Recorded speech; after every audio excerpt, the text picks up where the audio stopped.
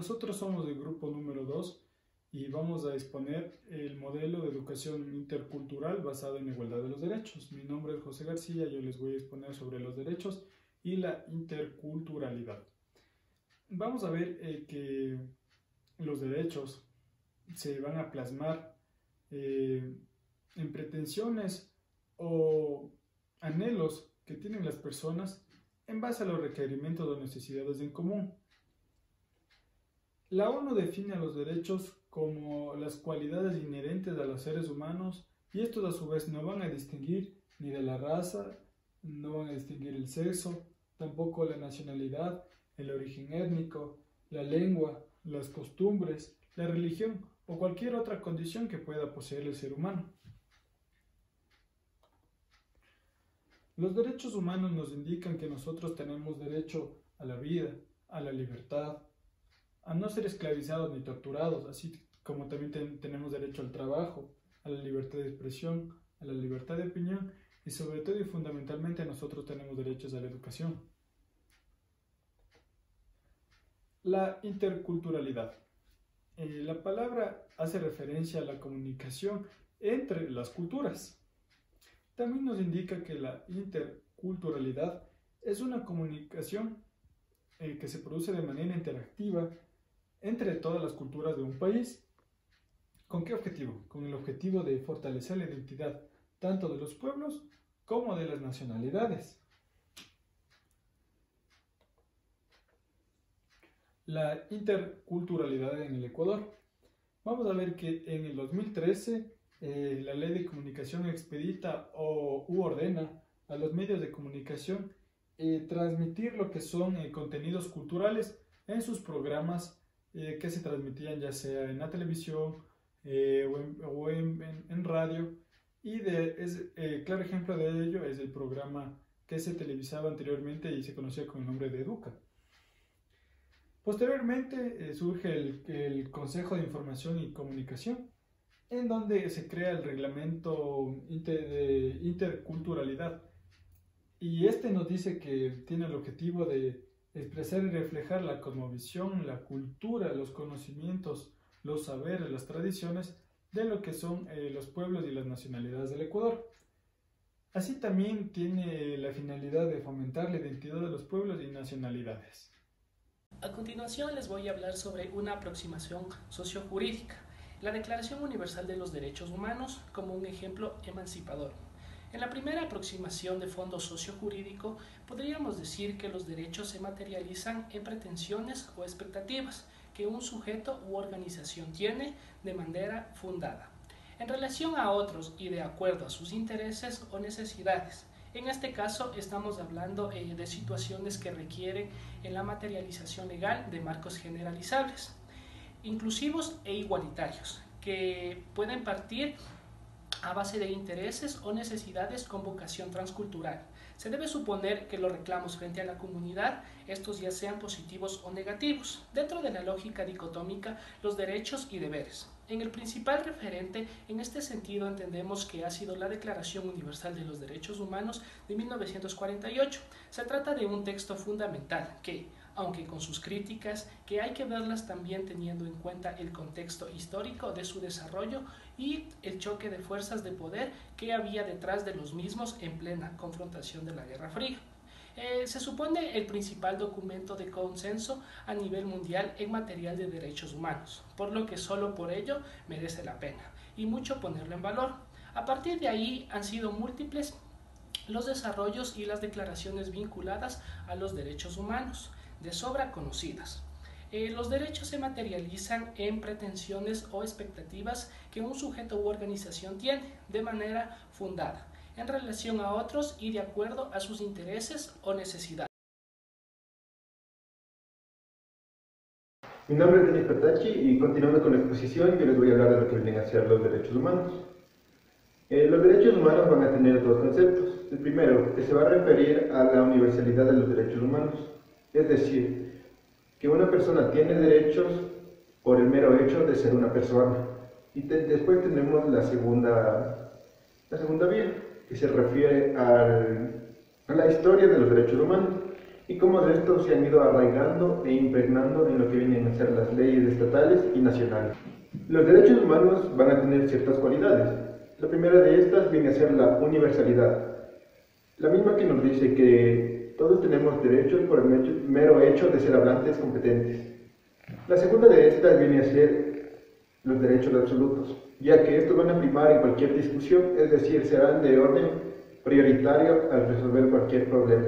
La tercera de estas viene a ser que estos derechos serán innegociables. El mero hecho de ponerlos en cuestión sería un delito muy grave. La cuarta característica sería que son inalienables, es decir, una persona no puede despojarse de sus derechos de ninguna manera. Y por último, la última característica de estos vienen a ser que los derechos no pueden ser arrebatados independientes de la nacionalidad, el habla, la competencia de la persona o de ningún otro factor. A partir de aquí vamos a tener dos fuentes críticas para lo que vienen a ser los derechos humanos. Una de estas es el ius naturalismo. Nos quiere decir que los derechos son naturales, es decir, una persona tiene acceso a los mismos por el mero hecho de ser una persona. Los pueblos ni ninguna nacionalidad tienen derechos sobre los mismos. Y estos derechos no se otorgan, sino que se reconocen en la persona. La siguiente fuente crítica viene a ser el positivismo jurídico. Aquí nos refieren a los derechos como si fueran algo que se otorga y más no que se reconoce. Es decir, una persona no va a tener más derechos allá de los que alguien lo reconoció y más derechos superiores a esta persona que la reconoció. Es importante tener en cuenta la idea de que es necesario que se den ciertas condiciones para proceder a actuar de una manera inclusiva en relación a los derechos humanos.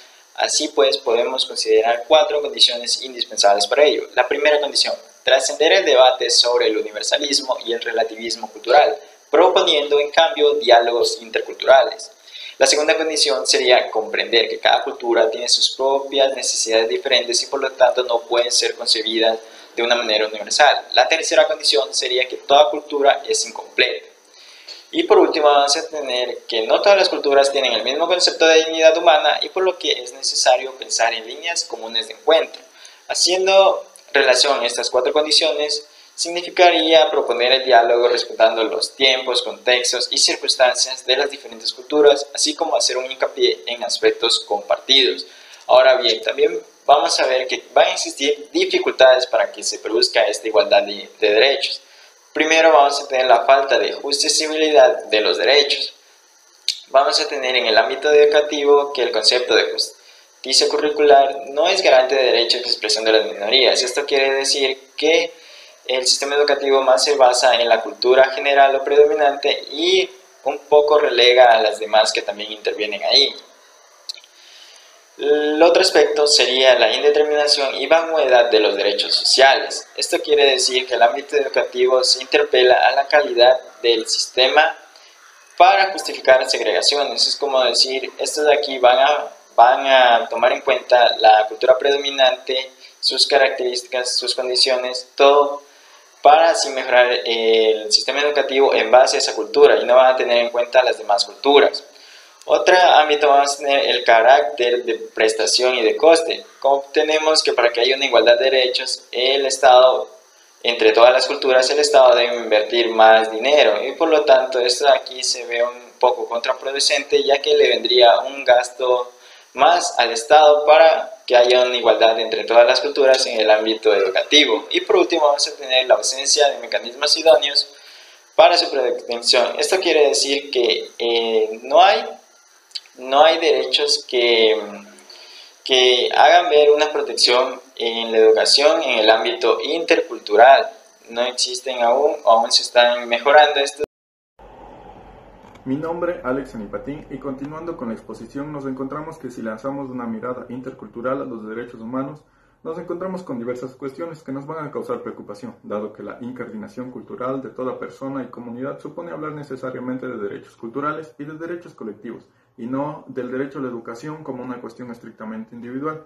De este modo, cabe reflexionar sobre una serie de aspectos, dentro de los cuales encontramos 3. El primero, que es la inevitabilidad y deseabilidad de la diversidad cultural y el diálogo intercultural para poner en comunicación a las culturas, que remite el fomento de prácticas educativas inclusivas que no estén destinadas únicamente a grupos monolíticos o grupos culturales hegemónicos.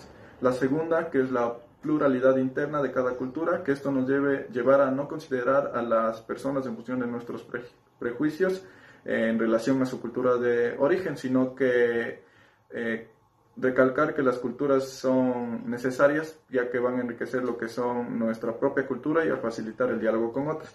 Como tercer aspecto y último, tenemos que la puesta en práctica de los derechos humanos debe ofrecer la posibilidad de desarrollar capacidades para el contraste cultural, amparando tanto la crítica intracultural como intercultural.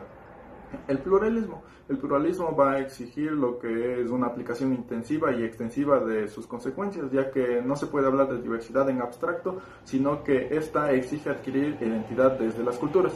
Del mismo modo, la diversidad cultural no tiene una única manera de expresarse, sino que son múltiples y plurales los caminos en que se expresa la multiculturalidad. Citando a Sousa Santos, esta hace necesario aclarar que, por un lado, no hay procesos culturales cerrados, completos o perfectos, sino que todo proceso cultural es problemático en cuanto a sus formas de arraigo, comprensión y comunicación. Por lo tanto, ninguna va a ser autónoma, sino que exige la demanda y contacto con otros procesos culturales para poder enriquecerse y a su vez crecer. Y también desde una perspectiva educativa, que sería fomentar lo que son las prácticas educativas interculturales a partir de los principios definidos por la UNESCO en el 2006.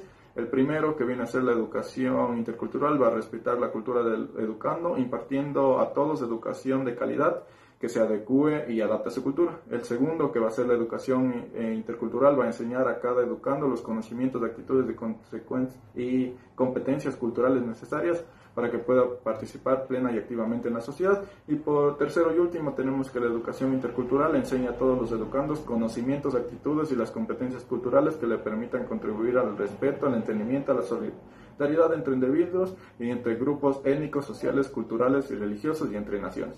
Gracias. Mi nombre es Brian Quilla y continuando con la exposición les hablaré a modo de resumen los derechos, educación social y ética intercultural.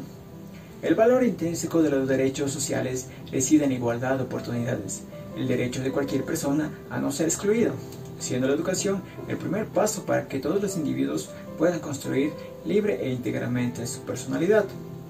Esto nos lleva a la conexión entre derechos humanos, educación y naturalmente educación social. La educación es un proyecto de humanización permanente y los derechos humanos permiten garantizar social y políticamente ese proyecto. Pero hay una pregunta clave en todo esto. ¿Para qué sirven los derechos humanos a un educador? Creemos que para comprender que su tarea se debe desarrollar desde una perspectiva humanizadora, encaminada a lograr ayudar a sus educandos, a su vez que estos derechos le ofrecen poder armonizar sus funciones conservadoras y transformadoras de valores humanos. La respuesta a todo esto debe pasar por el desarrollo de una ética intercultural. Se trata de afrontar las situaciones con una visión holística que priorice el bien común a los intereses particulares. Así, desde una perspectiva axiológica, sería una ética de carácter mediante el diálogo democrático para la búsqueda cooperativa de la verdad y la justicia.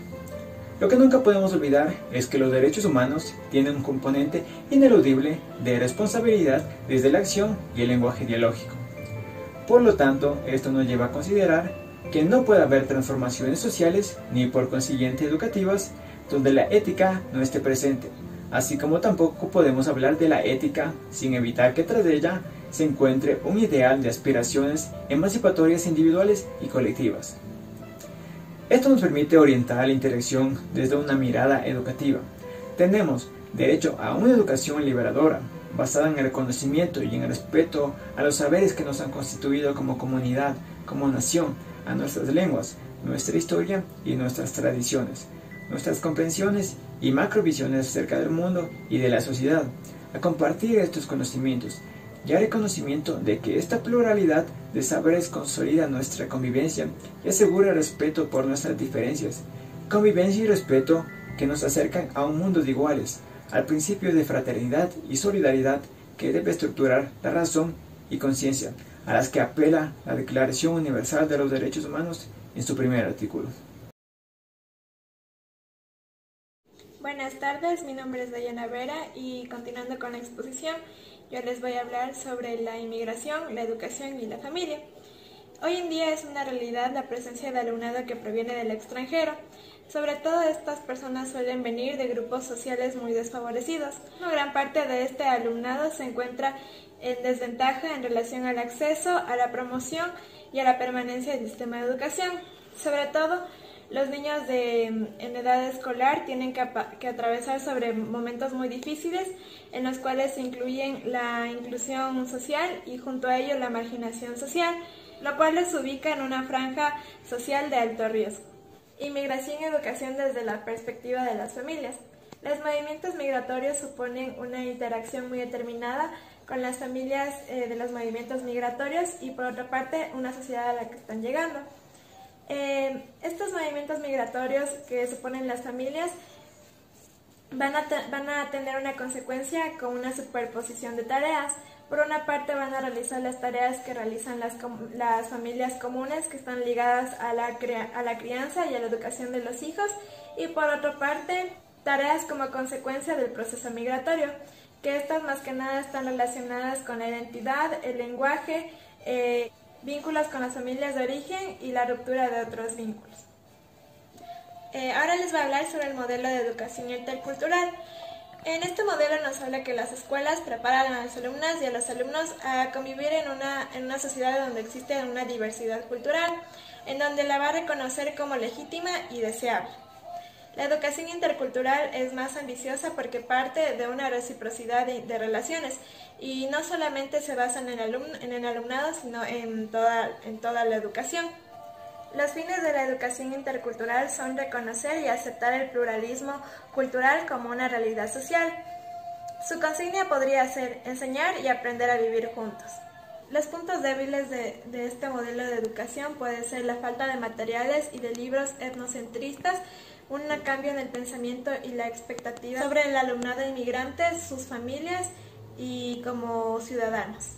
Este modelo de educación también considera la lengua materna como una adquisición y como un punto importante para el aprendizaje. Mi nombre es Saudi Araf y continuando con la exposición vamos a hablar de lo que es la participación de las familias inmigrantes en el contexto escolar desde la perspectiva del profesorado. Esto trata de defender la idea de que toda la comunidad educativa y en especial las familias inmigrantes están en el derecho o requieren de la creación de nuevos espacios de relación y un clima en donde exista un diálogo activo, obviamente en conjunto con los docentes de las escuelas en las que se busca construir la interculturalidad partiendo de lo que son los principios de participación y cooperación educativa. Dado esto, conocer también lo que son las percepciones y concepciones pedagógicas que tienen que ser trabajadas por los docentes en los distintos centros educativos. Y más aún en donde hay la presencia de numerosos alumnados y familias de origen inmigrante. Ya. En el contexto escolar entonces debe existir lo que es la participación de las familias inmigrantes junto a iniciativas educativas desarrolladas por entidades sociales y ONGs que como objetivo buscan lo que es promover dicha participación teniendo la escuela como escenario de intervención comunitaria. Es por esto que nace la necesidad de promover dicha participación activa que movilice todos los recursos educativos disponibles y forme a la escuela intercultural en un escenario formativo comunitario de servicio e interés público para toda la comunidad social. Hablando un poco de lo que es también la interculturalidad, siendo esta una construcción educativa comunitaria. Aquí las instituciones educativas deben implicarse en la generación de comisiones y diversas instancias participativas, ampliamente representativas de la comunidad educativa, donde existe la participación de los padres, de madres, de inmigrantes y autóctonos, de asociaciones, de entidades sociales, clubes juveniles, entre otros. Y su objetivo debe plantearse en términos de comunidad, de una educación intercultural, dirigida a promover la participación comunitaria en las escuelas donde se negocie, donde se recupere, se reconstruya y se gestione eficazmente las diversas actuaciones escolares, para que ésta sea un espacio de encuentro en torno a las acciones educativas interculturales, compartidas y comunitarias de todos y para todos. Y a modo de reflexión final, según Santos, partiendo de la idea de que el ambiente familiar y escolar son los más influyentes en el desarrollo de la persona y su proceso educativo, es evidente que entre la escuela y la familia debe haber una estrecha comunicación con el objetivo de lograr una visión globalizada y completa del alumno.